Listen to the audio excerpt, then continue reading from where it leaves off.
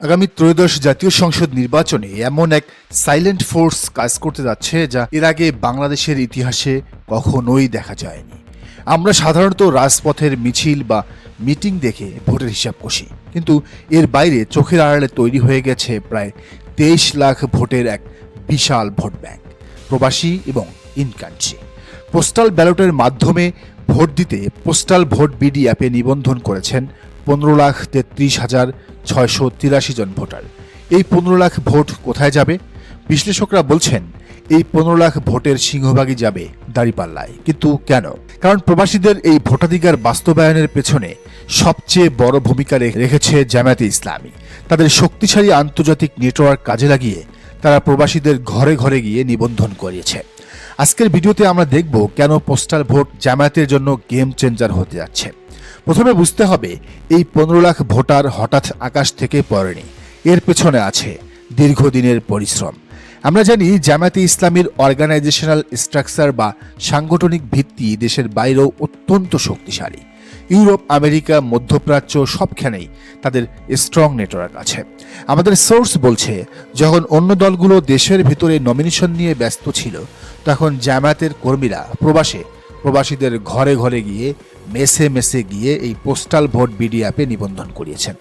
প্রবাসীরা মনে করেন তাদের ভোটাধিকার নিশ্চিত করাটা জামায়াতের একটা বড় রাজনৈতিক সাফল্য বা কৃতিত্ব।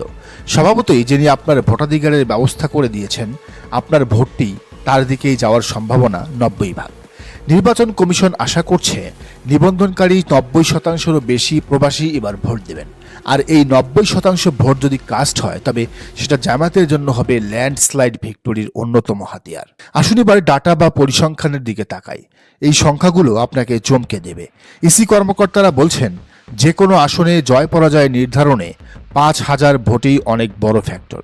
সেখানে 116টি আসনে 5,000-এরও বেশি পোস্টাল ভোট রয়েছে, বিদেশি ভোট রয়েছে।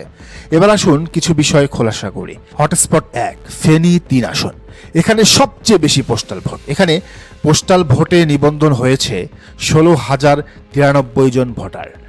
চিন্তা করুন, 16,000 ভোট যদি একপাক্ষিক হয়, তবে প্রতিদ্বন্দ্বী প্রার্থীর জামানত থাকবে? ফেনীর এই আসনে 16,000 ভোট জামায়াত প্রার্থীর জয় অনেকটাই নিশ্চিত করতে পারে। হটস্পট 2 চট্টগ্রাম 15 তথা সাতকানিয়া লোহাগড়া আসন, এখানে নিবন্ধন করেছেন 14,301 জন ভোটার। সাতকানিয়া জামাতের দুর্গ হিসেবে পরিচিত। এর আগে জামাত এখানে বহুবার জিতেছে। এখানে জামায়াতের দাড়িপাল্লার প্রার্থী শাহজাহান চৌধুরী। প্রবাসীদের এই 14,000 ভোট সেই দুর্গ আরও অভেদ্য করে তুলবে। এবার জেলাভিত্তিক একটা চিত্রটা দেখুন। কুমিল্লায় 1,12,090 জন ভোটার নিবন্ধন করেছেন, ঢাকায় 1,08,755 জন, চট্টগ্রামে 95,297 জন। এই বিপুল সংখ্যক ভোট যখন পোস্টাল ব্যালটের মাধ্যমে আসবে, তখন অনেক হেভিওয়েট প্রার্থীর হিসাব নিকাশ পাল্টে যাবে। 181টি আসনে 4,000-এরও বেশি পোস্টাল ভোট, এর মানে হলো সারা দেশেই এর প্রভাব পড়বে। শুধু প্রবাসীরাই নন, দেশের অভ্যন্তরেও ইন কান্ট্রি পোস্টাল ভোট ক্যাটাগরিতে 7,61,141 জন ভোটার নিবন্ধন করেছেন। আগামী 21 জানুয়ারি প্রতীক বরাদ্দের পর এদের কাছে ব্যালট পাঠানো হবে। আসা যাওয়া মিলিয়ে 7 দিন সময় লাগবে। তবে এখানে একটা কড়া সতর্ক বার্তা আছে। OCVSDI প্রকল্পের টিম লিডার সালিম আহমেদ খান সতর্ক করে দিয়েছেন, পোস্টাল ব্যালটের গোপনীয়তা রক্ষা করা ভোটারের দায়িত্ব, কর্তব্য। কেউ যদি ভোট দেওয়ার ছবি তোলে বা সোশ্যাল মিডিয়ায় দেয়, তবে তার NID ব্লক করে দেওয়া হতে পারে, অর্থাৎ নাগরিকত্ব নিয়েই টানাটানি পড়তে পারে। তাই অতি উৎসাহী হয়ে কেউ ব্যালটের ছবি তুলবেন না। নিয়ম খুবই সহজ। 1 অ্যাপে লগ ইন করে প্রার্থীর তালিকা দেখে নেবেন। 2 ব্যালটে টিক দেবেন। 3 ঘোষণাপত্রে স্বাক্ষর করবেন। 4 ছোট খামে ব্যালট এবং বড় খামে ঘোষণাপত্র সহ ছোট খামটি ভরে ডাকযোগে পাঠাবেন। কোনো টাকা লাগবে না, খরচ সরকার বহন করবে। মূল কথা হলো, পোস্টাল ভোট গণনা শুরু হবে সবার আগে বা সাথে সাথেই। Returning officer QR code scan করে এই ভোটগুলো কাউন্ট করবেন। দেশের ইতিহাসে এটি প্রথম পোস্টাল ভোট এবং যে ব্যাপক সাড়া পাওয়া গেছে তা অবিশ্বাস্য। জামায়াতে ইসলামী খুব কৌশলে এবং নীরবে এই ভার্চুয়াল ভোট ব্যাংক দখল করে নিয়েছে। যখন অন্য দলগুলো টকশোতে ব্যস্ত ছিল, নমিনেশন নিয়ে কারাকারি করছিল, জামায়াত তখন প্রবাসীদের এনআইডি দিয়ে অ্যাপে রেজিস্ট্রেশন করিয়েছে। আজ তার ফল তারা পাচ্ছে। ফেনীর 16,000 বা সাতকানিয়ার 14,000 ভোট এগুলো বোনাস নয়, এগুলো গেম চেঞ্জার। জামায়াতের দাড়িপাল্লার জয়ের ক্ষেত্রে গেম চেঞ্জার। আগামী নির্বাচনে এই 23 লাখ পোস্টাল ভোটারই হয়তো ঠিক করে দেবে কে হবেন আগামীর প্রধানমন্ত্রী। কথা হলো, প্রবাসীরা কেন জামাতকে ভোট দেবেন? শুধু কি অ্যাপে রেজিস্ট্রেশন করে দিয়েছে বলে? না, কারণটা আরও গভীর। জামায়াতে ইসলামীর আমির ডাক্তার শফিকুর রহমান সম্প্রতি লন্ডন সহ বিভিন্ন দেশে সফর করেছেন। এটি কোনো সাধারণ সফর ছিল না। তিনি প্রবাসীদের পালস বা নারীর স্পন্দন বুঝতে পেরেছেন। তিনি প্রবাসীদের এমন দুটি দুঃখের জায়গায় হাত দিয়েছেন যা গত 50 বছরে কোনো সরকার প্রধান বা রাজনৈতিক নেতা চিন্তাও করেননি। কি সেই দুইটি বিষয়? 1, এয়ারপোর্টে প্রবাসীদের হয়রানি। 2, বিদেশের মাটিতে মারা যাওয়া রেমিটেন্স যোদ্ধাদের লাশ দেশে আনা। প্রবাসীরা যখন মাথার ঘাম পায়ে ফেলে দেশে ডলার পাঠান, তখন আমরা তাদের বলি রেমিটেন্স যোদ্ধা। কিন্তু এই যোদ্ধারা যখন এয়ারপোর্টে নামেন, তখন তাদের সাথে ব্যবহার করা হয় চোর বা অপরাধীর মতো। মনে হয় যেন বিশাল বড় চোর আসছে। লাগেজ কাটা, ট্রলি না পাওয়া, কাস্টমসের অহেতুক জেরা আর ধাপে ধাপে ঘুষ দাবি, এটাই প্রবাসীদের নিত্যদিনের কালনা। জামায়াত আমির স্পষ্ট ঘোষণা দিয়েছেন, আল্লাহ যদি তাদের রাষ্ট্র পরিচালনার দায়িত্ব দেন, তবে প্রবাসীদের এই হয়রানি চিরতরে বন্ধ হয়ে যাবে। প্রবাসীরা দেশে ফিরে তারা পাবেন ভিআইপি ট্রিটমেন্ট, তাদের লাগেজ হবে সুরক্ষিত, তাদের সম্মান হবে রাজকীয়, তাদের জন্য আলাদা পথ সৃষ্টি করা হবে।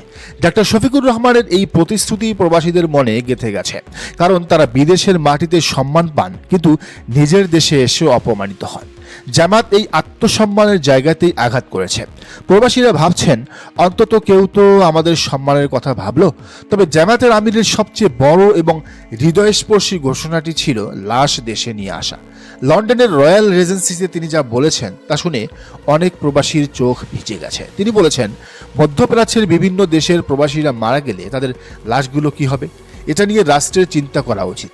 তারা যা রুজি করে প্রায় সবই দেশে পাঠিয়ে দেয়। এখানে মারা গেলে লাশ দেশে পাঠানোর জন্য তারা কোনো ডিপোজিট করতে পারে না। চিন্তা করুন বাস্তবতাটা। একজন শ্রমিক সৌদি বা মালয়েশিয়ায় 10 বছর হাড়ভাঙ্গা খাটুনি খেটে সব টাকা দেশে পাঠিয়েছেন। হঠাৎ তিনি মারা গেলেন, তার লাশটা দেশে আনার টাকা তার বন্ধুদের কাছে বা পরিবারের কাছে থাকে না। দিনের পর দিন লাশ মর্গে পড়ে থাকে, অথবা সেখানেই বেওয়ারিশ হিসেবে দাফন হয়। পরিবার শেষবারের মতো মুখটাও দেখতে পায় না। জামাত আমির ওয়াদা করেছেন, কোনোদিন যদি আল্লাহ তাআলা দেশের খেদমত করার দায়িত্ব আমাদের হাতে তুলে দেন, আমরা প্রবাসীদের লাশ রাষ্ট্রীয় উদ্যোগে দেশে আনার ব্যবস্থা করব। আমরা এটাকে রাষ্ট্রের অন্যতম প্রধান গুরুত্বপূর্ণ দায়িত্ব বলে মনে করব। এটি কোনো পলিটিক্যাল বলি নয়, এটি একটি মানবিক বিপ্লব। রাষ্ট্র যদি এই খরচ বহন করে, তবে হাজারো অসহায় পরিবার তাদের প্রিয়জনের মুখ শেষবারের মতো দেখতে পাবে। ডাক্তার শফিকুর রহমান খুব লজিক্যাল একটা পয়েন্ট তুলে ধরেছেন। তিনি বলেছেন, আমরা মুখে গালভরা বলি দিয়ে বলি রেমিটেন্স যোদ্ধা, বাস্তবে তাদের জন্য কিছুই করি না। পশ্চিমা বিশ্বে যারা সিটিজেনশিপ পেয়েছেন তারা হয়তো সেখানেই দাফন হতে চান, কারণ তাদের পরিবার সেখানে। কিন্তু মধ্যপ্রাচ্যের শ্রমিকদের পরিবার বাংলাদেশে, তাদের লাশ দেশে আসাটা তাদের অধিকার। গত সরকারগুলো শুধু রেমিটেন্সের গ্রাফ দেখিয়েছে, কিন্তু রেমিটেন্স পাঠানো মানুষটার লাশের খবর নেয়নি। জামাত এই জায়গাতে রাষ্ট্রীয় দায়বদ্ধতার কথা বলেছে। এটাই তাদের অন্যান্য দলের চেয়ে আলাদা করে তুলেছে প্রবাসীদের কাছে। শেষ কথা হলো, রাজনীতি শুধু কৌশল নয়, রাজনীতি হলো মানুষের মনের ভাষা বোঝা। জামাত প্রবাসীদের জন্য শুধু অ্যাপে রেজিস্ট্রেশন করায়নি, তারা প্রবাসীদের সবচেয়ে বড় কষ্টের জায়গাগুলোতে মলম লাগিয়েছে। এয়ারপোর্টের সম্মান এবং মৃত্যুর পর লাশ দেশে আনার এই প্রতিশ্রুতি 15 লাখ প্রবাসী ভোটারের সিদ্ধান্ত নিতে আর দ্বিতীয়বার ভাবাবে না। এই 15 লাখ প্রবাসী শুধু 15 লাখ ভোট নয়, এদের প্রত্যেকের পরিবারের 5 থেকে 10 জন সদস্য দেশে আছেন। তার মানে 15 গুণন 10, প্রায় 1,50,00,000। প্রবাসীরা যখন ফোন করে বলবেন, বাবা, যারা আমার লাশ সরকারি খরচে দেশে আনার ওয়াদা করছে তাদের ভোট দাও, তখন সেই ভোট আটকাবে কে? এভাবেই জামাত পোস্টাল ভোটের পাশাপাশি দেশের ভেতরের ভোট ব্যাংকেও ব্যাপক প্রভাব ফেলবে। প্রবাসীরা এখন আশায় বুক বেঁধে আছেন।